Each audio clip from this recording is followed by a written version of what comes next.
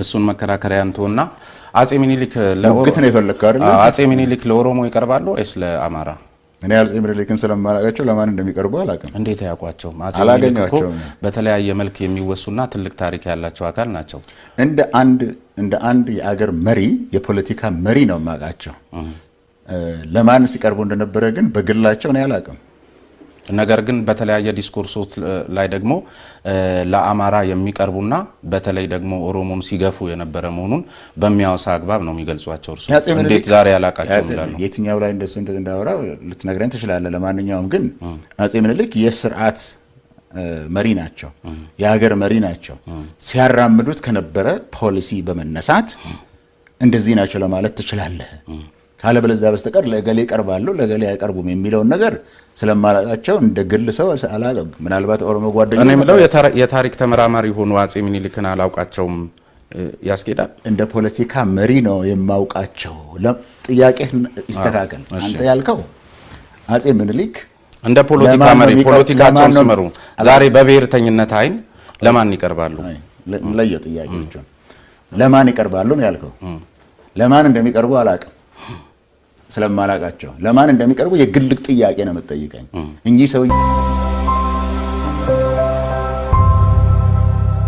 በቤቱ በረንዳ ላይ ሆነው አራዳ ፓርክን የሚያዩበት፣ በመኝታ ቤቱ መስኮት የወዳጅነት ፓርክ ውብ ገጽታን የሚያደንቁበት ዘመናዊ ቤት ከሜሪትስ ፕሮፐርቲስ አቅርበንልዎታል። መሃል ከተማ ከመሆኑ በላይ 30% እውነተኛ ቅናሽ በማድረግ ባለ 1 መኝታ 49 ካሬ በ3.6 ሚሊዮን ብር፣ ባለ 2 መኝታ 80 ካሬ በ5.8 ሚሊዮን ብር፣ ባለ 3 መኝታ 115 ካሬ በ8.4 ሚሊዮን ብር ጠቅላላ ክፍያ አቅርበንልዎታል። የወንዝ ልማቱን ተከትሎ በከፍተኛ ፍጥነት እየተገነባ የሚገኘው ሳይታችን ከሊሴ ገብረ ማርያም ትምህርት ቤት ከሸራተን አዲስ ሆቴልና ከተለያዩ የመንግስትና የግል ተቋማት በቅርብ ርቀት ላይ መገኘቱ በከፍተኛ ዶላር የሚያከራዩት ቢኖሩበትም ዘመናዊነትን የሚያጎናጽፉት በመሆኑ ተመራጭ አድርጎታል። በተጨማሪም ለንግድ ሱቅ ፈላጊዎች በመሃል ከተማ ተክለ ሃይማኖት ዘመናዊ የገበያ ማዕከልን ለሽያጭ ለማቅረብ ዝግጅታችንን የጨረስን ስለሆንን ቅድሚያ ለማግኘት ከታች በምናስቀምጥላችሁ የድርጅቱ ቁጥር በመደወል ፈጥኑ። እንደኔ አስተሳሰብ ማንነት አንተ የምትመርጠው ነገር ነው እንጂ በደም ውስጥ ያለ አይደለም።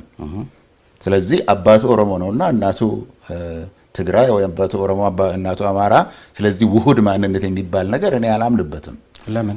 ማንነት የሰው የግለሰቡ ምርጫ ነው። ሁለቱ ተገኘ እኮ ተፈጥሯዊ ነው። የለም እንደሱ አይነት ነገር። ምን ማለት ነው?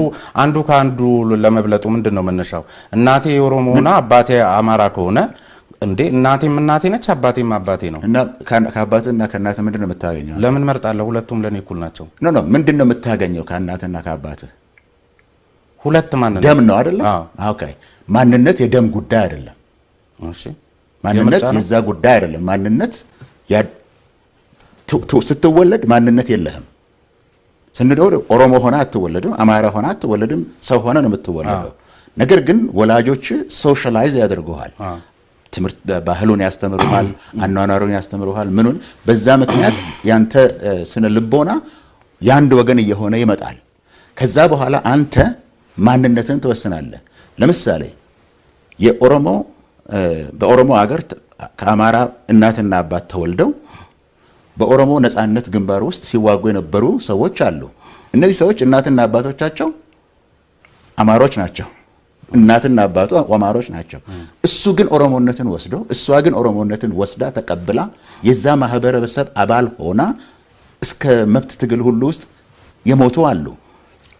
እና ስለዚህ ማንነት ከላይ የሚሰጥህ ነገር አይደለም፣ ተፈጥሯዊ አይደለም። እንዴ ነው እንጂ አይደለም። እርሶ ራስዎት እኮ ሲጠቅሱ ማለት ወይ ራሳችንን ካላታለን በስተቀር የደም ጉዳይ እስከሆነ ድረስ ከእናቴም ቆይ ዜግነት ነው እንጂ የምርጫ ጉዳይ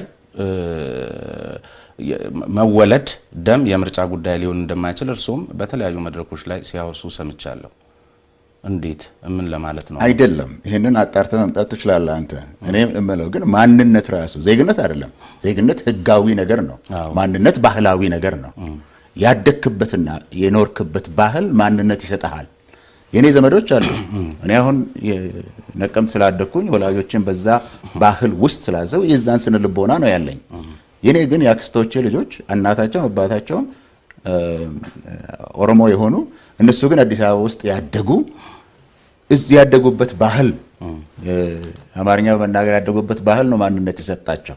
ስለዚህ ይሄ የደም ጉዳይ ነው የሚባለው ነገር ትክክል አይደለም። ማንም ደሙን ብታየው ያንተ ምን እንደሆነ አልጋ ያንተና የኔ ደም ቢታይ በካቴጎሪ ኤ ቢ በመሆን ካልሆነ በስተቀር የአማራ ደም የኦሮሞ ደም የሚባል ነገር የለም። ማንነትም አንተ የምትመርጠው ነው። ኢቭን ዛሬ እናቶቻቸውና አባቶቻቸው ኦሮሞዎች ሆነው የነበሩ ነገር ግን ማንነት አጥተው ቆይተው የነበሩ ዛሬ ግን ኦሮሞ ነኝ ብለው ኦሮሞኛን እንኳን በትክክል ሳይናገሩ ነኝ ብለው የሚመጡትን አይደለህም ብዬ ለመከልከል ለመስጠትም ለመከልከልም መብት የለኝም ነኝ። ስለዚህ ማንነት ያደክበትና የሆንክበት ያ ማንነት ያገኘህበት ባህል ውጤት ነው እንጂ የህግ ጉዳይ አይደለም። ሰርቲፊኬት የሚሰጥበት ጉዳይ አይደለም። ምርጫ የሚሆነው መግቢያ ፖይንቶች አሉ። ከገባህበት በኋላ እኔ ኦሮሞ ነኝ ካልክና ከተቀበልክ አንተ አማራ ነኝ ብለህ ከተቀበልክ ግዴታ የለም፣ የሚከለክልህ የለም። እንዴት የለም? ማን ነው የሚከለክልህ? አንተ አባቴ መገለጫ አለው እኮ። ለምሳሌ እኔ ዝም ብዬ ገብቼ ኦሮሚያ ክልል ውስጥ ኦሮሞ ነኝ ስላልኩ እኮ የሚሆን ነገር አይደለም። ክልል አይደለም ኦሮሞነትን የሚሰጥህ። አሁን ደጋግሜ ተናግሬያለሁ። ማንነት የሚሰጥህ ያደክበት ወላጆችህ መጀመሪያ ሶሻላይዝ ያደርገዋል። ያደክበት ሁኔታ ደግሞ ማንነትን እየሰጠ ያንን ስለ ንቦና እየተላበስክ ስትመጣ ትሆናለህ። አንድ ሰው ግን እኔ ኦሮሞ ነኝ ባለበት ጊዜ አባትና እናቱ ላይሆኑ ይችላሉ። እኔ ብዙ ጓደኞች አሉኝ አሁንም አባትና እናቶቻቸው ኦሮሚያ ክልል ውስጥ ሲኖሩ የነበሩ ነገር ግን ልጆቹ ያደጉበት ባህል ነው ማንነትን የሰጣቸው እንጂ ከእናትና ከአባቱ የወሰዱ ደም አይደለም። እነሱን አንተ ኦሮሞዎች አይደላችሁም ብዬ ለመናገር ማን ነው የሚችለው?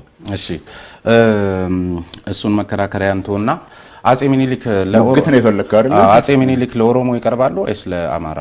እኔ አጼ ሚኒሊክን ስለማላውቃቸው ለማን እንደሚቀርቡ አላውቅም። እንዴት ያውቋቸው? አጼ ሚኒሊክ እኮ በተለያየ መልክ የሚወሱና ትልቅ ታሪክ ያላቸው አካል ናቸው። እንደ አንድ የአገር መሪ የፖለቲካ መሪ ነው የማውቃቸው። ለማን ሲቀርቡ እንደነበረ ግን በግላቸው እኔ አላውቅም። ነገር ግን በተለያየ ዲስኮርሶች ላይ ደግሞ ለአማራ የሚቀርቡና በተለይ ደግሞ ኦሮሞን ሲገፉ የነበረ መሆኑን በሚያወሳ አግባብ ነው የሚገልጿቸው። እርሱ እንዴት ዛሬ ያላቃቸው እንዳሉ የትኛው ላይ እንደሱ እንዳወራ ልትነግረኝ ትችላለህ። ለማንኛውም ግን አጼ ምኒልክ የስርዓት መሪ ናቸው፣ የሀገር መሪ ናቸው። ሲያራምዱት ከነበረ ፖሊሲ በመነሳት እንደዚህ ናቸው ለማለት ትችላለህ። ካለበለዚያ በስተቀር ለገሌ ይቀርባሉ ለገሌ አይቀርቡም የሚለውን ነገር ስለማላቃቸው እንደ ግል ሰው አላቀም። ምናልባት ኦሮሞ ጓደኛ እኔ ምለው የታሪክ ተመራማሪ ሆኖ አጼ ሚኒሊክን አላውቃቸውም ያስኬዳል። እንደ ፖለቲካ መሪ ነው የማውቃቸው። ጥያቄ ይስተካከል። አንተ ያልከው አጼ ሚኒሊክ እንደ ፖለቲካ መሪ ፖለቲካቸውን ሲመሩ ዛሬ በብሔርተኝነት አይን ለማን ይቀርባሉ? ለየው ጥያቄዎቹን ለማን ይቀርባሉ ነው ያልከው። ለማን እንደሚቀርቡ አላውቅም ስለማላቃቸው። ለማን እንደሚቀርቡ የግል ጥያቄ ነው የምትጠይቀኝ። እኚህ ሰውዬ ወደ ማን ነው የሚቀርቡት ነው የምትለኝ። የግል አመራራቸው፣ አገዛዛቸው እሱን ለይተህ ከፖሊሲ ለማን እንደሚቀርቡ ካልከው ከለየ እሳቸው ይሄንን የአዲሲቱን ኢትዮጵያ የፈጠሩ በውጊያ ብዙ የተለያዩ አካባቢዎችን ወቅተው አስገብረው ስርዓትን ፈጥረው እሳቸው ካለፈ በኋላ እንኳን ያ ስርዓት ከሳቸው በኋላ እንኳን አለ። በዛ ደረጃ የመሰረቱት ስርዓት የመሰረቱት ሀገረ መንግስት እሱን በማይበት ደረጃ እኚህ ሰውዬ የወጡበትን የብሔር የበላይነት ፈጥረዋል። እዛ ውስጥ ሌሎች ሰዎች የሉም ማለት አይደለም። ወደ እሳቸው ተጠግተው የነበሩ ሁሉ የዛ ጥቅም ተካፋዮችና የዛን ልቦና ተካፋዮች የሆኑት የስርዓቱ አስተዳዳሪዎች ነው የነበሩት። ያ ስርዓት ለኦሮሞ አይጠቅምም ነበር። ያ ስርዓት ለአፋር አይጠቅምም ነበር። ያ ስርዓት ለሶማሊያ አይጠቅምም ነበር። ለወላይታ አይጠቅምም ነበር። ጠቅሞ አልነበረም። ታሪክ ግን ከነሱ ሲጀምር ወይም ደግሞ እንደነሱ ሲወሳና በተደጋጋሚ ሲነሳ አይጀመርም። ጥላቻ አይመስልም ወይ ነው እሳቸው ላይ ያነጣጠረው ነገር? እሳቸውን ስለማያውቃቸው ልጠላቸው ልወዳቸውም አልችልም። ስርዓት ነው ማወራው ነው። ህዝብ በሚፈለገው ደረጃ ተወክሏል፣ ህገ መንግስቱ ሲረቅ በሂደቱ የሚል ነገር አንስተዋል። ምንድን ነው ማሳያውት? በዛ ጊዜ የተደረገው ነገር ነው ማሳያው። እሺ የደርግ ስርዓት የወደቀበት ጊዜ ነው። በፓርቲ ደረጃ የተደራጀ ወገን ሁኔታ አልነበረም። ፓርቲዎች አልነበሩም። በደርግ ጊዜ ኢሰፓ ብቻ ነው ፓርቲ የነበረው። ስለዚህ ፓርቲዎች አልነበሩም። ነገር ግን ኢሰፓን እና የኢሰፓን መንግስት ቀናቅነው ታግለው ያሸነፉ ነበሩ። እነሱ ተሰበሰቡ። እዚህ ቦታ ላይ የሽግግር ጊዜ ቻርተር ጻፉ። በሽግግሩ ጊዜ ግን የህገ መንግስት አርቃቂ ኮሚሽን አቶ ክፍሌ ወዳጆ ነው መሰለኝ የሚመራው የነበረው እና አቶ ዶክተር ነጋሶም ነበሩበት ኮሚሽን ነበረ። ያ ኮሚሽን ምሁራንን፣ ሽማግሌዎችን፣ ሃይማኖት መሪዎችን፣ ሴቶችን ምን ብሎ አሳትፏል። እንደሱ ብቻ ነው ያሳተፈው? ፕሮፌሰር በመሪ ድርጅት ደረጃ አልተወከሉም ነበሩ? በመሪ ድርጅት ኦነግ እንደ ኦነግ አልተወከለም? እነሱ ስልህ እኮ አሸንፈው የመጡት ስልህ እኮ እነሱ ናቸው። እሺ አዎ ኦነግ እንደ ኦነግ ይሁን እንደ ኤክስፐርት ይወከል ግልጽ የሆነ ነገር የለም። ግን እነሱ ራሳቸው የህገ መንግስት አርቃቂ ኮሚሽንን በሚያደርጉበት ጊዜ ከፓርላማው ጋር አንዳናደርገው የህዝብ ተወካዮች ምክር ቤት የነበረው ህገ መንግስት አርቃቂ ኮሚሽን ውስጥ የፖለቲካ መሪዎች ነበሩ፣ የህዝብ አስተሳሰብ መሪዎች ነበሩ፣ የሃይማኖት መሪዎች፣ እነዚህ ሁሉ ተወክለዋል። በዛን ጊዜ ለመወከል በሚችልበት ደረጃ ተወክለዋል። ለምሳሌ አሁን አልተወከልንም የሚለው አካል እሱን ቆይ ለጊዜው እንተውና አሁን አልተወከልኩም ብሎ የተነሳው አካል የሚጠይቀው ጥያቄ ህገ መንግስታዊ ማሻሻያ ነው። ነገር ግን እስኪ ተወክለዋል የሚባሉትም አካላት ቢሆኑ ወይም ተወክለናል ብለው በመሪ ድርጅት ደረጃ የሚያስቡ አካላት ዛሬ ላይ ተነስተው ህገ መንግስታው በሚፈቅደው አግባብ ይሻሻልልን ቢሉ መብታቸው ነው። ትክክል። ስለዚህ እነዚህ አልተወከልንም የሚሉት አካላት ባለመወከላቸው ብቻ ሳይሆን ምክንያቱም ይፋ ያደረጉት ነገር ስላልተወከልን ብቻ አይደለም። በመሰረቱ አሁን ህዝቡም ሀገሪቷም ላለችበት አጠቃላይ የእድገት ደረጃ የማይመጥን ህገ መንግስት ስለሆነ ማሻሻያዎች የሚያስፈልጉት አንቀጾች ስላሉ እሱ ይሻሻል የሚልም አስተሳሰብ ቢያራምዱስ አይችሉም? መብታቸው ነው።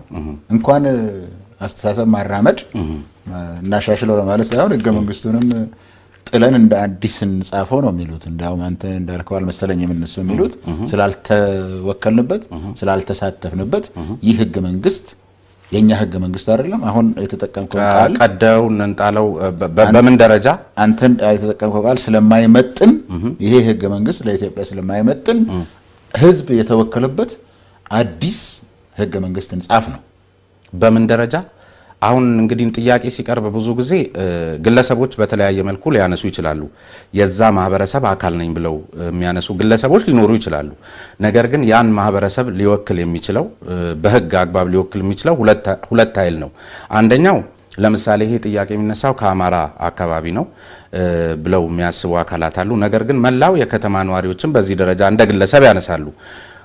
ነገር ግን እኛ ቅቡልነት ኖሮት ለኔና ለርሱ ሐሳብ ለውይይታችን ተገቢ የሆነ አስረጃ አድርገን ወይ መነሻ አድርገን ልንከራከር የምንችለው በህግ ደረጃ የሚታወቀውን አካል ነው። ስለዚህ የአማራ ክልልን ብንወስድ ለምሳሌ አሁን እርሱ ያሉትን ጥያቄ ሊያነሳ ከቻለ ወይም አንስቷል ብለን ደምድመን መናገር የምንችለው የአማራ ብሔራዊ ክልላዊ መንግስት አንስቶት ከሆነ አለበለዛ ደግሞ የአማራ ዴሞክራቲክ ፓርቲ አንስቶት ከሆነ ነው። የአማራ ዴሞክራቲክ ፓርቲ ወይም ደግሞ የአማራ ክልላዊ መንግስት ስለማይመጥን አዲስ እናቋቁም ብሏል። እሱን አንተ አጣርቼ እኔማ ማሻሻያ ነው እኮ የሚለው እኔ የምሰማው ግን አየ የአማራ ክልላዊ መንግስት ወይም የአማራ ዴሞክራቲክ ፓርቲ ያልከው አማራን የሚወክለው የአማራ ዴሞክራቲክ ፓርቲ አይደለም።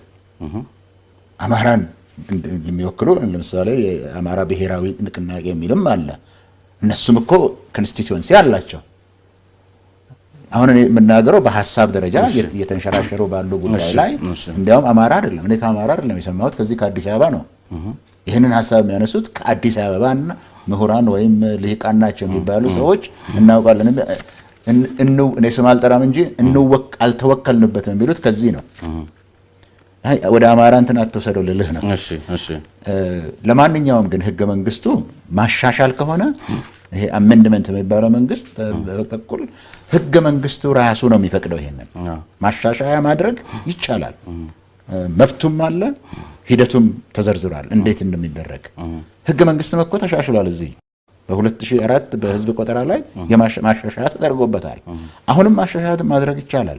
ምንም ችግር የለውም። እሱ ወደፊትም ይቻላል። እንደ ሁኔታው እየታየ በፓርላማው ሂደቱ አለ በፓርላማ አልፎ እንደተጠየቀው ጥያቄ ምክንያቱም ማሻሻላ የሚቻልበትና የድምጽ ሂደት የሚለያይበት አለ እሱ አሁንም ይቻላል ህገ መንግስት ግን እንደገና አዲስ እንጻፍ የሚሉ አሉ በጽሁፍም እሱስ መብት አይደለም መብታቸው ነው መናገር መብታቸው ነው እኔ ያንን አላምንበትም ግን ምክንያቱም አሁን ያለው ህገ መንግስት በመብት መጠበቅ ደረጃ ላይ ከሆነ ሰፊ መብት የሚጠብቅ ነው የህዝብን የሰብአዊ መብቶችን እኔ በምን ደረጃ እንደምታሻሽለው አላውቅም ሰብአዊ መብቶች ላይ በነገራችን ላይ ፕሮፌሰር ይህንን ህገ መንግስታዊ ስርዓት ባለፉት አመታትም ጭምር በጣም ሲቃወሙ የነበሩ አካላትም ቢሆኑ ከዚህ ከሰብአዊ መብት ጋር ከዲሞክራሲ መብቶች ጋር በተያያዙ ጉዳዮች ላይ ያሉ አንቀጾችን በምንም መልኩ የማይደራደሩባቸው ወይም ደግሞ ብዙም እሱ ላይ ጥያቄ ሲነሳ ስለማንመለከት እሱ ጋር አይደለም ማሻሻያው ግን አስፈላጊ ሆኖ ከተገኘ ለማለት ነው ህገ መንግስቱን እንዳለ ካሻሻልክ እንዳለ ነው የምትወስደው አንዳንድ አንቀጾች አሉ መሻሻል የሚገባቸው ከተባለ ህገ መንግስታዊ ሂደት አለ እሱም መደረግም አለበት የመብት ጉዳይ እኮ አይደለም ለመናገር መብት እንደገና አዲስ እንጻፍ ለማለትም ይችላሉ የኔን እምነት ነው የምነግርህ አሁን ያለው ህገ መንግስት ግን የሚመጥን አይደለም የሚባለው ነገር ከመመጠንም በላይ ነው በጣም ሰፊ ነፃነትንና መብትን የሚጠብቅ ነው በሰብአዊ መብት ደረጃ በዲሞክራሲያዊ መብት ደረጃ ሴቶች መብት የልጆች መብት የልማት መብት እያለ ይደረድረዋል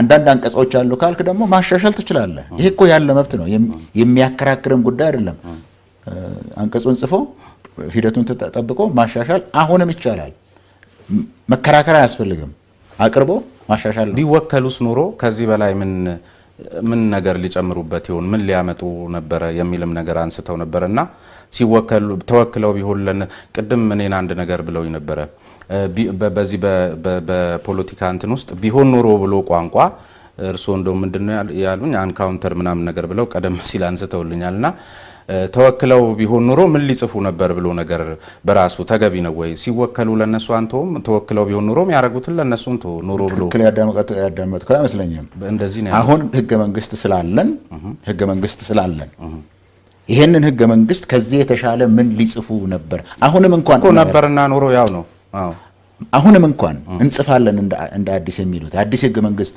ሁሉ የተወከለበትን እንጽፋለን የሚሉ ሰዎች ቢኖሩ ወደ ኋላ አይደለም አወራው ነው እሺ አሁን ይጻፍ ቢባል ከዚህኛው የተሻለ ህገ መንግስት ምን ሊጽፉ ይችላሉ ነው እሱ ሲመጡ ሲጽፉ ነው ማየት አይሻልም ወይ ለምን ህገ መንግስት እኮ አለ በመድሩ ላይ ከዚህኛው የተሻለ ህገ መንግስት ማሻሻል ትችላለህ ማሻሻል ይቻላል የተሻለስ ማምጣት የሚቻልበት እድል የለም በኔ እምነት የለም ቅድም የዓለም አቀፍ ህጎችን አንስተሃል እነዚህ ዩኒቨርሳል ዲክላሬሽን ኦፍ ሂውማን ራይትስ እነዚህ አሁን አልዘረዝራቸውም ግን ይሄ የሴቶችን መብት የሚጠብቀው የኢኮኖሚና የማህበራዊ ኮቨነንቶች ያሉት እነዚህ ሁሉ ህጎች ጋር ስታመሳክር እንኳን ለኢትዮጵያ ለአሁን ጊዜ የሚመጥን በዓለም አቀፍ ደረጃ ላይ እነዚህ መብቶች ተዘርዝረዋል ከዚህ በላይ ምን ልትፈጥር ትችላለህ እነዚህ ድርጅ ካሉት ቅድም ዩኒቨርሳል ቫልዩስ ካልከው ከነሱ የተሻለ ምን ልትጠይቅ ትችላለህ የኢትዮጵያ ህዝብ የሚጠይቀው ሰብአዊ መብት ነበር የሚጠይቀው የዲሞክራሲያዊ መብት ነው የሚጠብቀው እነዛ መብቶች ይከበሩልኝ የሚል ጥያቄ ነው የተነሳው ለነዛ ጥያቄዎች መልስ ለመመለስ የሚያስፈልግ ህገ መንግስት ካለ እነዚህን የዓለም አቀፋዊ መብቶችን ተንተርሶ የተሰራ ህገ መንግስት አለ አሁን ከሱ ሌላ ምን ልትጻፈው ትችላለህ በነገራችን ላይ ግን የመብት መጨረሻ የሚባለው ደግሞ ማንም ይጻፈው ማንም በዓለም አቀፍ ስታንዳርድ ደረጃም በቃ አለ የተባለለትም ሊሆን ይችላል በቃ እኔ ከሌለውበት ግን አልነበርኩበትም ብዬ ካሰብኩ ለምን የዓለም ቁንጮ የሆነ ነገር አይጻፍም መብት አይደለም ወይንስ እንደዚህ ጋር ስለዚህ መጠየቃቸው እሱ እኮ የመናገር መብትም እኮ እዛው ውስጥ አለ ሐሳብ የማቅረብ መብት እኮ አለ እነሱ እኮ መገደብ የለባቸው እኔ ግን ባሁን ባለ እምነት አሁን ያንተ ቃል ነው መመጠን ያልከው ለዚህ ሀገር የሚመጥን አይደለም ሲባል ምን ቢሆን ነው የሚመጥነው የቀረ ነገር ካለ መጨመር ይቻላል ያልሆነ ነገር ካለ መቀነስ ይቻላል ይሄ ሀገር ግን የቤተ መንግስት መጻፊያ ቤተ ሙከራ አይደለም ኃይለ ሥላሴ አንድ ህገ መንግስት አላቸው ደርግ ሲመጣ አዲስ መንግስት ይሄኛው ሲመጣ ይጽፋል ይሄንኑ ዝም ብለን ስንቦካን ነው የምንኖረው ማለት ነው ይሄ ህገ መንግስት ተንተርሶ የተነሳበት በዓለም አቀፍ ደረጃ የታወቁ ህጎች አሉ። የዚህ አገር የፖለቲካ ጥያቄዎች አሉ። እነዛን በመመለስ ደረጃ በዚህ ዓለም ላይ ከምናውቀው የቡድንም የግልም መብቶች ደረጃ ላይ ስታየው በቂ ህገ መንግስት ነው። ህገ መንግስትን ግን ስንጽፍ አንኖርም። የህገ መንግስት ጻፊ ሀገር አይደለንም። ይሄኛው ህገ መንግስት ለአሁኑ በቂ ነው፣ መልስ ለመመለስ ይቻላል። ነገር ግን ስራ ላይ ስላልዋለ ባለፈው ጊዜ አሁን ስራ ላይ እናውለዋለን። ስራ ላይ ስናውለው የቀረውን እናሻሽላለን። ያንን ነው ያልከው። የመናገር መብት የመፈለግ መብት ሊኖር ይችላል እኮ ግን ያን የመናገርና የመፈለግ መብትን ተገቢ እንዳልነበር አርጎስ መናገር ማን ለተናገረው? እርሱ። እኔ አልተናገርኩም። ለምሳሌ በሚፈለገው ደረጃ ተወክሏል አሉት። አንድ ምሳሌ ልስጡት። አዲስ አበባን ወክለው በማጽደቅ ሂደቱ የነበሩት አቶ ጀንበሬ ገብረመድህን በመድረኩ አካባቢ ድርጅታዊ ስራ ያለ ይመስላል ማለታቸውና ሻለቃ አድማሴ ዘለቀ ደግሞ እርሶ ሽማግሌዎች ዩኒቨርሲቲዎች እርሶ ያሉትን ማለት ነው ወጣቶች ተሳትፈዋል ብለው የጠቀሱትን የሚያጠይቅ ነገር አግኝቼ ነው በየቀበሌው በመገኘት እንደተመለከትኩት ህዝቡ እንዳልተሳተፈ በተለይ የመገንጠል ጉዳይን ስለማውገዙና አንድ ቀበሌ እንደውም ሰው አልወጣ ብሎ ቢያስቸግራቸው በቤታቸው የዝናብ ፍሳሽ ያስቸገራቸው የቤት ክዳን ቆርቆሮ ስለወጣ ተሰብሰቡ ተብሎ ህዝቡ ሲሄድ በህገ መንግስቱ ላይ ምከሩ እንደተባለና ህዝቡ ተቀብሎታል ተብሎ በዚህ መንገድ ነው የጸደቀው ብለው በቃለ ጉባኤው 3ኛው ጥራዝ ላይ ነው ይሄንን ያገኘውትና በዚህ ደረጃ ከሆነ ሰዎችን የቤት ክዳን ቆርቆሮውን ወሰዱ በማስመሰል እና በድርጅታዊ አሻጥር እንትን የተባለን እንደው በመሪ ድርጅቱ ይቅርና ህዝብስ በተገቢ ሁኔታ ተሳትፎበታል ለማለት ይቻላል ወይ? እኔ በዛን ጊዜ በነበረው ሁኔታ ላይ ተሳትፎበታል ነው ማለት። ይሄንን ከዛ ላይ ከቃለ ጉባኤው ላይ ስም ጠቅሰን የተናገርከው አይደለም? ያ ሰውዬ የተናገረው ጀንበሩ ምናምን ያልካቸው ስም ጠቅሰህ የተናገረው ነገር እውነት ነው ብለህ እየተቀበልክ ነው። ቃለ ጉባኤ ሰውየው የተናገረውን ነገር ነው የምታስቀምጠው አይደለም? ያ የሰውዬ የተናገረው ነገር ግን እውነት ነው የተናገረው ለማለት አትችልም። ከሰፈር ውስጥ ያመጣው ወሬ ሊሆን ይችላል። ምን እና እዛ ላይ ስላለ ሐቅ ነው ልትለው አትችልም። ስለዚህ በዛ ደረጃ ላይ እናንተ መናገር አንችልም፣ ምክንያቱም አላነበብኩትም። ቃለ ጉባኤ ነው፣ የሰውየው ቃል እንዳለ ነው የተቀመጠው። ቃለ ጉባኤው ግን በቃ ዩኒቨርሳል እውነት ነው ለማለት አትችልም። ስለዚህ አሁን ይሄ ጥቅም የሌለው ንግግር ነው የምንናገረው። አሁን ህገ መንግስት ጥቅምማ አለው ወይም ደግሞ የሚነሳበት አካል ጥቅም አለኝ ብሎ ያስባልና ህገ መንግስታዊ ጉዳይን የመሰለ ጠቃሚ ነገር ከየት ይመጣል? እኔ በቂ ህገ መንግስት አለን ባይ ነኝ እኮ ገብቶኛል። እሱ ላይ የሚነሳ ጉዳይ ደግሞ ሁልጊዜ መጥራትና ምክንያቱም የፖለቲካው መዘውር ነው። ህገ መንግስቱን በአንድም ሆነ በሌላ መልክ ልናከብረው በሚገባን ደረጃ እንድናከብረው፣ ያልተመለሱ ጥያቄዎች ካሉ በዚያው አግባብ እንድንመልስ፣ እንደዚሁ ደግሞ አግባብቶን አፋቅሮን በብዙ መልኩ በቃ ምሰሷችን ነው ህገ መንግስቱ። ስለዚህ እሱ ላይ ቅሬታ ሲኖርም እሱ ላይ መነጋገር በራሱ አንደኛ ቅሬታ ያለው አካል ተገቢ ያልሆነ ቅሬታም እንኳ ኖሮት ቢሆን ያንን ተገቢ ያልሆነ ቅሬታ ማብራራት እንዲመች፣ ተገቢ ያለው ቅሬታ ደግሞ ሆኖ ከተገኘ ይሄን ማዳመጥ ያለበት አካል እንዲያዳምጥ ከሚል መነሻ ነው እንጂ እኛ ማውራታችን ዝም ብሎ ለፍሬ ከርስኪ እንዳልሆነም በዚህ አጋጣሚ ለማስታወስ ብዬ ነው። በቤቱ በረንዳ ላይ ሆነው አራዳ ፓርክን የሚያዩበት፣ በመኝታ ቤቱ መስኮት የወዳጅነት ፓርክ ውብ ገጽታን የሚያደንቁበት ዘመናዊ ቤት ከሜሪትስ ፕሮፐርቲስ አቅርበንልዎታል። መሀል ከተማ ከመሆኑ በላይ 30% እውነተኛ ቅናሽ በማድረግ ባለ 1 መኝታ 49 ካሬ በ3.6 ሚሊዮን ብር፣ ባለ 2 መኝታ 80 ካሬ በ5.8 ሚሊዮን ብር፣ ባለ 3 መኝታ 115 ካሬ በ8.4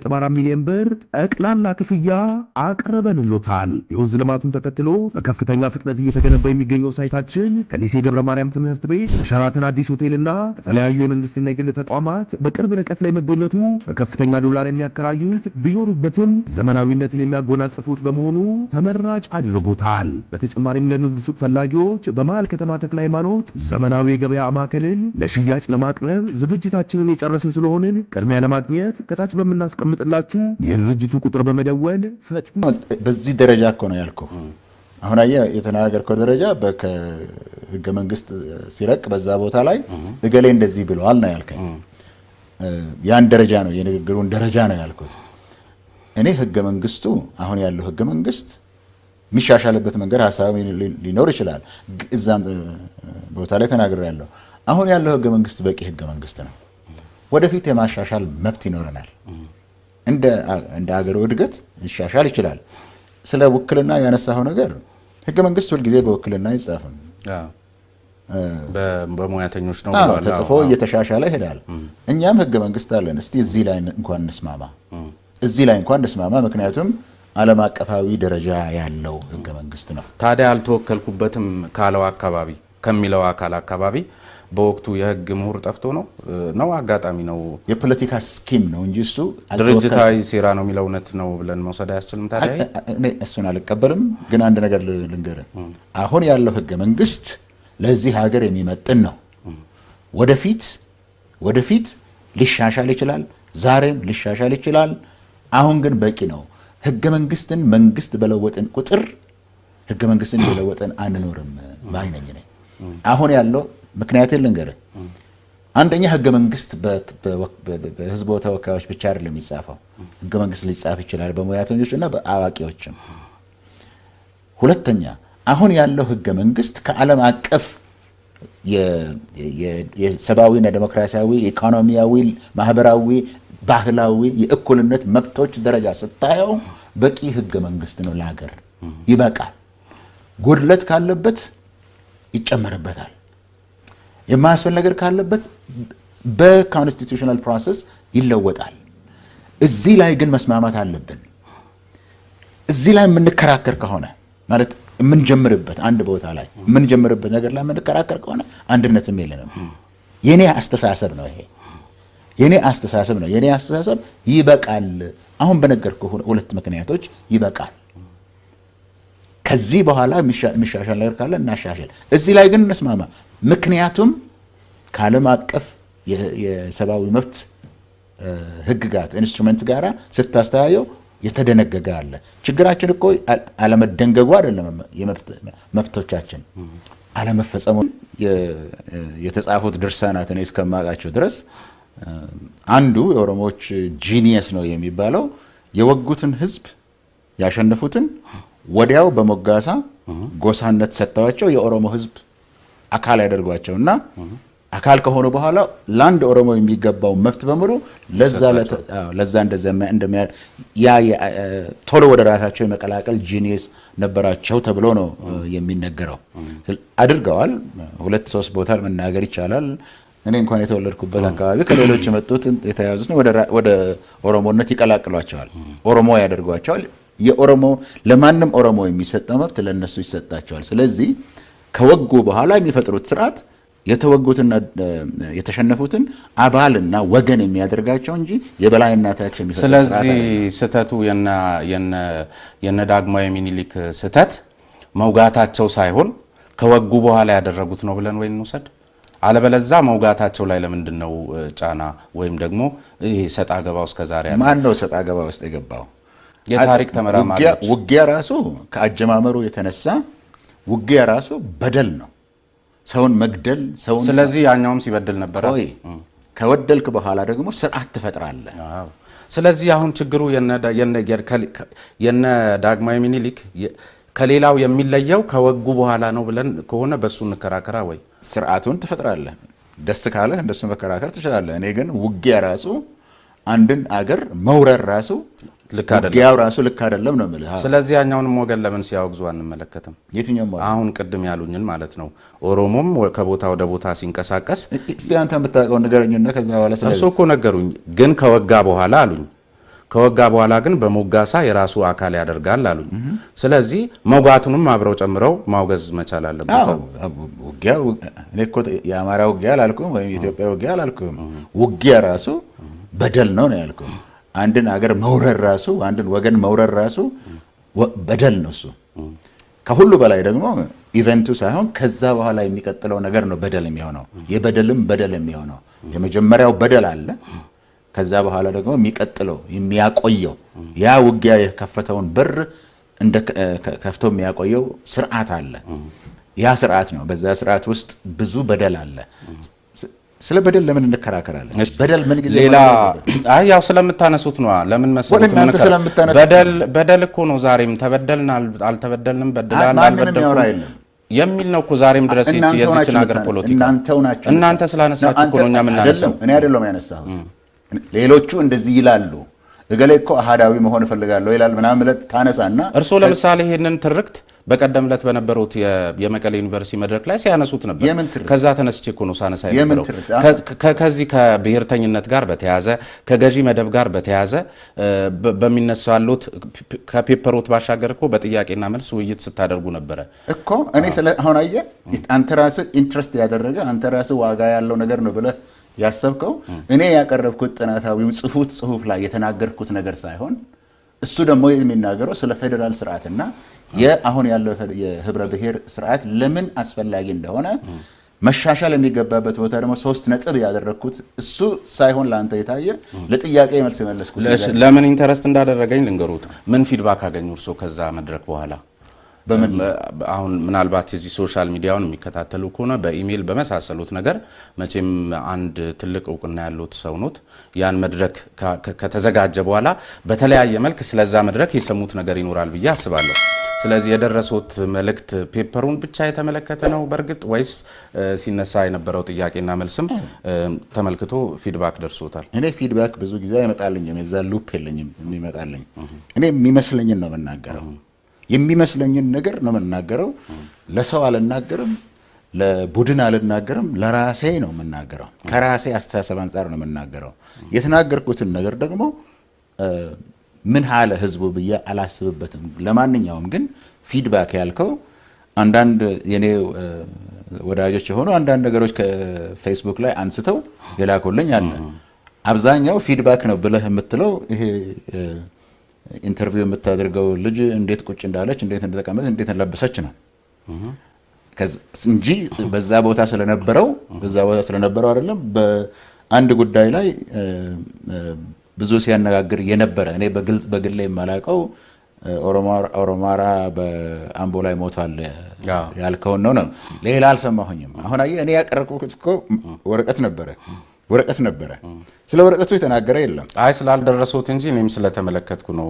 ምናልባት ለርሶ መርጠው የላኩሉት ወዳጆቹ እነሱም ስላላዩ እንጂ ምክንያቱም እንደ ጋዜጠኛ እኛም ስንነሳ ብዙ ጊዜ ያው አብዛኛውን የህዝብ አገልጋይ ነን ብለን ካሰብን የብዙዎችን ኢንተረስት ታሳቢ ያደረገ ጉዳይ አንስተን አጋጣሚው እርሶም እንዲያጠሩበት ከመፈለግ አኳያ ነውና እንተውና ወደ ሌሎች ጉዳዮቻችን እንግባ። ከዚህ ሌላ የሚነሳ ጥያቄ አለ። አንድ በመሰረታዊነት አማርኛን መናገር ወይም ደግሞ አማርኛ ተናጋሪ የሆነ ገዢ መደብ ነበር እንኳ ብለን ብናስብ መላውን የአማራ ህዝብ ሊወክል ይችላል ወይ የሚል ነገር አንድ ይነሳል።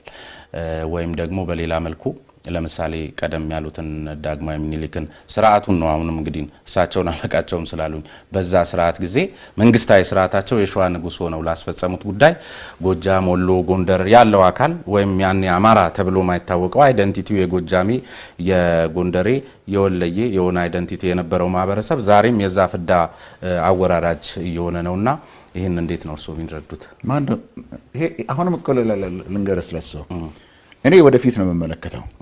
የታሪክ በደል አለ። የታሪክን በደል ለማስተካከል በደሉን ለማስቀረት ከመስራት በስተቀር እዛ ውስጥ ተመልሰን እንድንኖር ስናገር አታየኝም። ተመልሰን እንኑረው ያለፈውን ስርዓት የሚል የለም። እናስተካክለው። ቅድምም ስነግር የነበረው እዚህ አገር ትግል ሲደረግ ነበር። የፖለቲካ ትግሎቹ ለምን እንደሚደረጉ አንተም ታውቀዋለህ፣ እኔም ታውቀዋለህ፣ የኢትዮጵያ ሕዝብም ያውቀዋል። እሱን ወደፊት እንዴት እናስተካክል የሚለው ነገር ላይ ካልሆነ በስተቀር ያለፈው አልፏል። እንዳይደገም እንደ ታሪክ ታውቀዋለህ። ከዛ በተረፈ እዛ ውስጥ እንኑር ተመልሰን የሚል አንዳንድ ሰው አለ። ያው ኢትዮጵያ ታላቅነቷ ምናምን ወደ ኋላ ተመልሰን እንኑር የሚሉ አሉ። እኔ አይመስለኝም። ትግል ያደረግነው ወደ ትናንትናው ለመመለስ አይደለም። ትናንትናውማ ትክክል አይደለም ብለን ነው የታገልነው። የኢትዮጵያ ተማሪዎች እንቅስቃሴ ከጀመረበት ጊዜ ጀምሮ ለዚህ ነው 50 ዓመት የሚል አሁን የምናያገር ያለብን። አሁን አንተም ራስህ እንኳን ብዙ ጊዜ ደጋግመህ የምትጠይቀው ጥያቄ ስለሱ ነው። እንዴት እናድርግ ወደፊት የሚለው ነገር ሳይሆን እዛ ላይ ነው። ይሄንን እኮ የሚመላለሱት እኔ በእኔ አስተሳሰብ የትርክት አልቋል። ያትርክት ተደምድሟል፣ ተፈጽመነዋል። እንዳይደገም ብቻ ወደፊት እንዳንደግመው ብቻ ነው የምናስታውሰው። ከዛ በተረፈ ሌጋሲውን ከማስተካከል በተረፈ ወደፊት ነው መነጋገር ያለው። እንዳይደገም አርገን ወደፊት መነጋገር የምንችለው የተሳሳተ ትርክት የተሰጠው አካልም ሊታረምለት ከተገባ ታርሞለት ካልሆነ በስተቀር አንድን ብሔር ላይ ብቻ ያነጣጠረ ትርክትን እንደነበረ ቆጥሮ ወደፊት ብቻ እንመልከትም ማለት ታሪካዊ ስህተት ስለሚሆን ሲባል የነበረው ሁሉ ልክ ነበረ ከሚለው መነሳት ካለብን ይሄም ጭምር ነው። ለመታረምና ወደፊት ለመመልከት ከተገባ ሲደረግ የነበረ የተሳሳተ ትርክትም አብሮ ሊወገድ ይገባል ነው ጥያቄው። እኔ የማውቀውን ትርክት ነገርኩ። እኔ የማውቀውን ትርክት ላይ ተነጋግረናል። ያንን ትርክት ተቀብያለሁ። ሌላው ደግሞ የራሱን ትርክት ሊኖረው ይችላል። ታሪክ ውስጥ ሁሉ ጊዜ መግባባት አለ የሚል ኢትዮጵያዊ ብቻ ነው። ታሪክ የትርጉም ጉዳይ ነው። እርሱ የማረም ኃላፊነት የለበትም እንደ አንድ የታሪክ ስህተት የሆነው ይታረማል። አሁን ግን አየ ይሄን ጉዳይ የሚያነሳው አንተ እንደምታነሳው ብሔረተኞች የሆኑ ሰዎች ወይም ወደፊት እቺ ሀገር በህብረ ብሔር ፌደራሊዝም ብትኖር ይሻላል የሚሉ ሰዎች ይሄን ሁሉ ጊዜ እንደሚደጋግሙት ነው አንተ የምታስበው። እንደሱ አይደለም።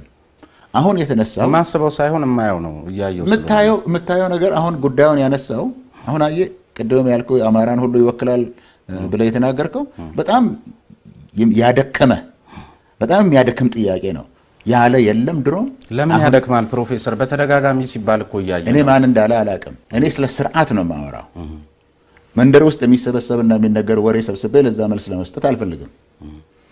ስለ ስርዓት ነው የምናወራው። ስለ ስርዓቱ ቅድም ተነጋግረናል፣ ከዚህ በፊትም ተነጋግረናል። ያ ስርዓት መደገም የለበትም። ጨቋኝ ስርዓት ነው፣ አፋኝ ስርዓት ነው። እንኳን የአጼዎቹ ስርዓት አሁን የነበረው በህብረ ብሔራዊ ስርዓት ውስጥ የነበረው ስርዓትም አፋኝና ጨቋኝ ነው የነበረው። እሱን አንፈልግም ነው። ከዛ ለመላቀቅ ነው የኢትዮጵያ ህዝብ በሙሉ የሚፈልገው። በዛ ደረጃ የኦሮሞ ጥያቄና የአፋር የሶማሌና ኢቭን የአማራ ጥያቄ አንድ አይነት ጥያቄዎች ናቸው። አሁን ግን ከዛ አካባቢ የተነሳ ንግርት አለ። ትርክትም እንኳን አይደለም ንግርት አለ። እኛንን ኢትዮጵያን የገነባ ነው፣ እኛንን ኢትዮጵያን የፈጠር ነው፣ እኛንን እናንተን የፈጠር ነው፣ እኛንን ሱሪ ያስታጠቅናችሁ፣ እኛንን ጫማ የሰጠናችሁ የሚል ንግርት አለ። ንግርቱ እንዳይቀጥል ምክንያቱም ይሄ እኛንን እንዲያረግንልህ በምትልበት ጊዜ የምታወራው እኩልነት ጉዳይ ሳይሆን አንዱን የበላይ እንደሆነ የመፈለግ ጉዳይ ነው። ያ አዝማሚያ ነው ይሄንን እንደ አዲስ ያወጣው እንጂ ኦሮሞዎች አይደሉም ወይም ደግሞ ሌሎች ብሔረተኞች አይደሉም ይሄ ነገር ቀርቶብናል የሚሉት። የዛ ጉዳይ የለም በኦሮሞዎች ዘንድ የተደመደመ ነው ብያለሁ። እሱ ነግሬሃለሁ። ሁለት አብዮት አስፈለገ። ያንን የአማራ የገዢ መደብን ስርዓት ያንን ስርዓት ለማድረግ ሁለት አብዮት የአማራ የገዢ መደብ ስርዓቱን የዛን ስርዓት ለማፈራረስ የአማራ ገዢ መደብ ስርዓት የሚባል ነበር ወይ? እኔ ጥያቄ አማራ ማንን ነው የሚወክለው? ነገርኩ ቅድም እሱን ከሸዋ ያልከው አንተ ከዛን ጊዜ ጀምሮ ነበረ ይሄ ነገር። ታሪኩ እኮ ይሄ ነገር እኔ በመጀመሪያ ዩኒቨርሲቲ በመገባበት ጊዜ የኢትዮጵያ ታሪክና ባህል የሚል ኮርስ ነበረ። 3 ሰዎች ያስተምሩት ነበረ። በዛን ጊዜ አነጋጋሪ አልነበረም። የአማራ ገዢ መደብ የሚለው ነገር ስርዓትም አልነበረም፣ ጥያቄም አልነበረውም። አሁን ነው ጥያቄ የመጣው። ያ ስርዓት ነበረ። እሱን ደግሞ ሌላ ፕሮግራም ትይዝና ለምን እንደነበረ እነግርሃለሁ። ያ ስርዓት ግን እንደነበረ ግን አንተ እንኳን ልትክደው አይገባም። ያ ስርዓት ነበረ። ያ ስርዓት ግን አማራን ሁሉ ጠቅሟል ወይ የሚለው ጥያቄ አልጠቀመም ነው። አማራን ሁሉስ ይወክላል ወይ ነው? አይወክልም። ገዢ መደቡን ነው የሚወክለው። ቅድም እኮ በትክክል የተናገርነው መሰለኝ። ገዢ መደቡን ነው የሚወክለው፣ አይወክልም። ስለዚህ አማርኛን መናገር የአማራ ገዢ መደብ አያሰኝም። አማርኛ ነው መናገረው ነኝ። የአማራ ገዢ መደብ አባል አያደርገኝም። አማርኛ ተናጋሪ ነኝ ነኝ። ምንድነው ችግሩ ታዲያ? ስለዚህ እርሶ እኮ እንደነገርኩት ነው። እርሶ የታሪክ ምሁር ኖትና እዚያ አስተሳሰብ ውስጥ ያለ አካል ስላለ አማርኛን መናገር የአማራ ገዢ መደብ አያሰኝም የሚለው በቂ ነው። መልስ ለመስጠት ያህል ስለሆነ ነው።